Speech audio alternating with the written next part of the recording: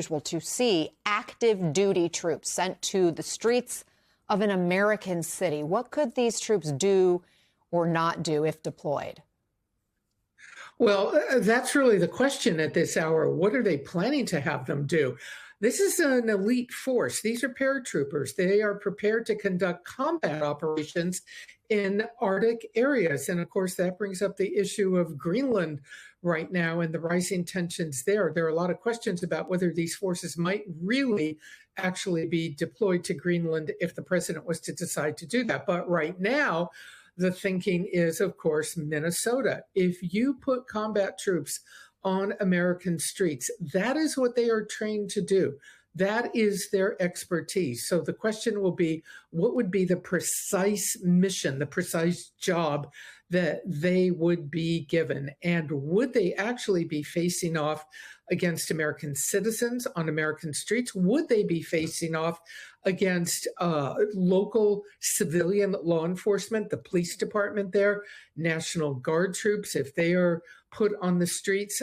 This is exactly why most defense secretaries over time have been very reluctant to recommend to the president invoking the Insurrection Act. And right now, we just don't know what President Trump plans to do. John, the Insurrection Act has been invoked sparingly in history. It was invoked last during the Rodney King riots that killed dozens, saw widespread destruction. If President Trump uses it in Minneapolis, like he has threatened, what do you see as the implications? Well, I'll tell you what, being a teenager in Southern California when that actually took place in the 90s, it was terrifying. But I will tell you, more importantly, it's unnecessary. I am disheartened by the level of darkness and malice with which this agency is being managed and driven, because it's not about immigration enforcement. This is about reality TV enforcement. If the administration really wanted to enforce the immigration laws on the books, all they have to do is look back at what the Obama administration did. We were very, very methodical about doing it. We actually did it in partnership with local law enforcement, not against local law enforcement. We didn't have to threaten criminal investigations or indictments against local leaders. We worked in partnership, and we actually did remove many more people than anyone in U.S. history. Whether you like it or not, whether you support it or not, we were effective in doing it. And we did it in partnership, not against. And we also worked alongside with Tom Homan, who's very, very aware that we are capable of doing this without destroying our local American cities. Yeah, you're right. The Obama administration was under fire at one point from folks who support immigrants, immigrant rights activists calling President Obama the deporter-in-chief at one point. Barbara, you touched on this, that in addition to this potential active duty military deployment, there's word that the governor has put National Guard members also on standby and perhaps ready to respond to any big outbreak of kind of a clash that could escalate. Explain the difference here when we're talking active duty versus National Guard. Well, I think what's happening in Minnesota right now is the governor is talking about activating the National Guard under his state authorities. So in other words, they would not be federalized. They would not be answering to DHS, the White House, or President Trump.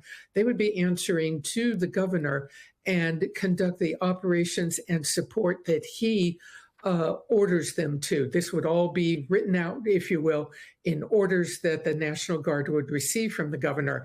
And Governor Walz is clearly not of the same, shall we say, of the same mind as DHS. I think that many people are looking at this, however, coming back full circle.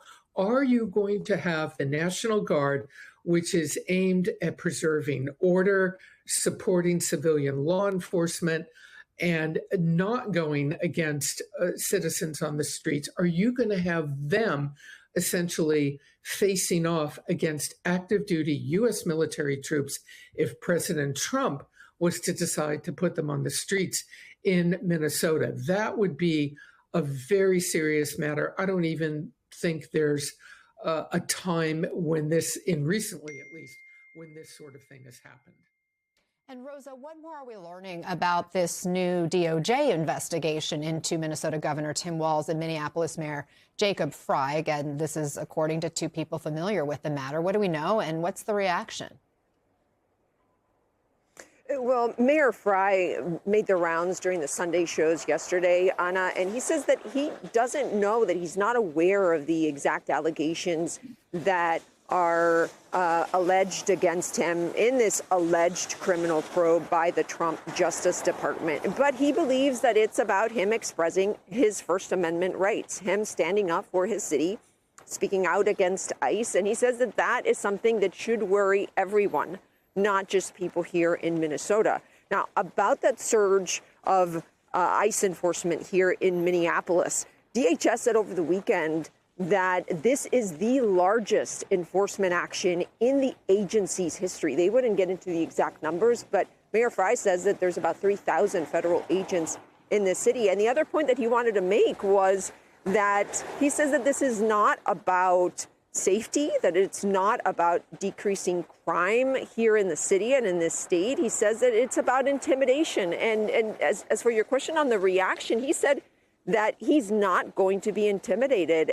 And Anna, based on the protests that we've seen here, the reaction from Minnesotans are not intimidated either. We've seen them in large numbers protesting in sub-zero temperatures, which is, difficult even to speak.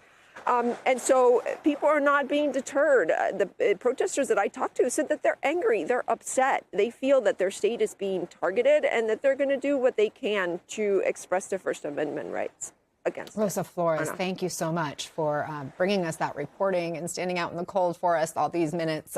Please go get warm. Vaughn, meanwhile, we understand Deputy Attorney General Todd Blanche gave an update on the Renee Good shooting yesterday. What did we learn? Right. There is no investigation at the federal level into the killing of Renee Good. I want to let you hear directly from Todd Blanche, who was in Minnesota, justifying the lack of an investigation. Take a listen. What happened on that day has been reviewed by millions and millions of Americans because it was recorded on